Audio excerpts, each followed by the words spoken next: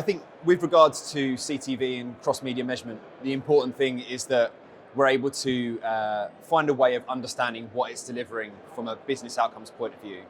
As well as reach and frequency, it's important to understand how it's moving the dial for clients and what it's delivering from an ROI perspective, a return on ad spend.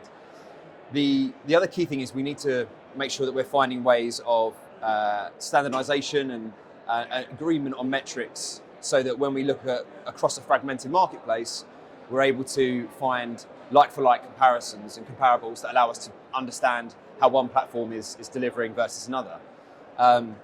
What we're, with regards to our business, we do a lot of work with YouTube, and part of the ways that we are looking at cross-media measurement is we want to be able to provide clients with an understanding about what YouTube is delivering incrementally alongside their existing linear and BVOD plans.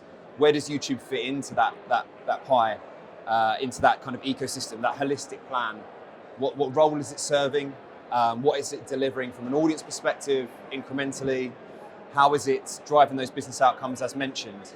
But also, with regards to YouTube, then how does it compare to the BVOD platforms? How does it compare to linear? What is it doing from an effectiveness point of view versus those platforms? It's important to try and strive to give clients clarity on the role and the effectiveness of individual platforms. And I think being able to find some level of standardization in cross-media measurement is going to allow us to do that. I think, it was referenced earlier on in the session, Origin is, as a North Star, that is the right direction of travel. We've just got to make sure that as an industry we can find metrics that we agree on and a level of standardization across those platforms that will make it useful and effective. 2 days into the content that we've experienced here at New Video Frontiers, there's been a lot of chat and a lot of conversation, a lot of presentation, and we've heard a lot from the broadcasters and a lot of people who are making professionally produced content on CTV. We haven't necessarily heard a lot about YouTube, and I think it's a bit of an elephant in the room, because when YouTube has come up in conversation over the last couple of days, and when we have seen it appear on charts, what is undeniable is the prominence that it has in the CTV ecosystem and how much that's booming. So Ofcom, they talked about YouTube yesterday, and in some of their graphs, YouTube sits at the very top of time spent and reach when it comes to CTV. Similarly, Doug Shapiro this morning, when he was talking about YouTube, it's undeniable that YouTube is now a significant part of the CTV ecosystem in terms of what consumers are spending their time watching when they are spending their time with their television devices in their front rooms. So I do think YouTube at the moment it's probably requiring some reevaluation from some advertisers.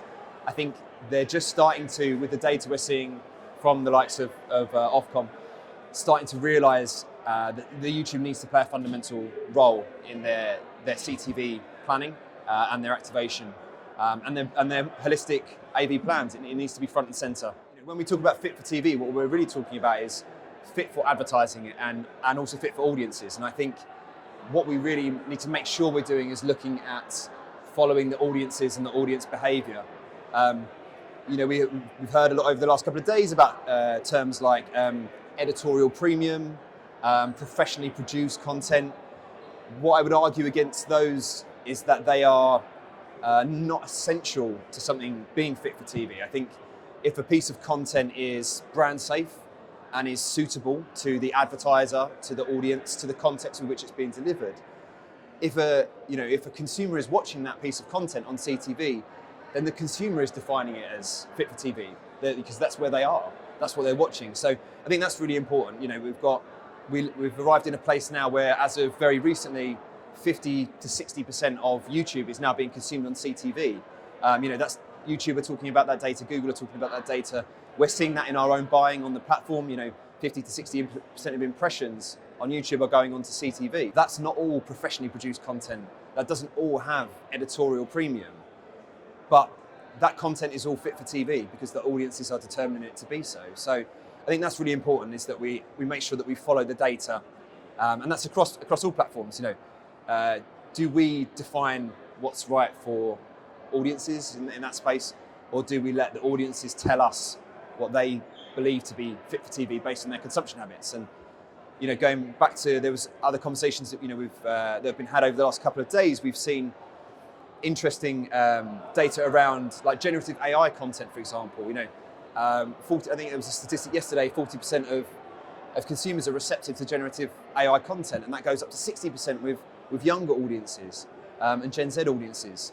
And then earlier on today, again, Doug Shapiro was talking about what it means. What is a perception of quality? And I think what's interesting for Gen Z, who've grown up immersed in user-generated content, their definition of what is quality content is completely different to what a broadcaster and what someone who's grown up on linear TV might consider to be a quality piece of content.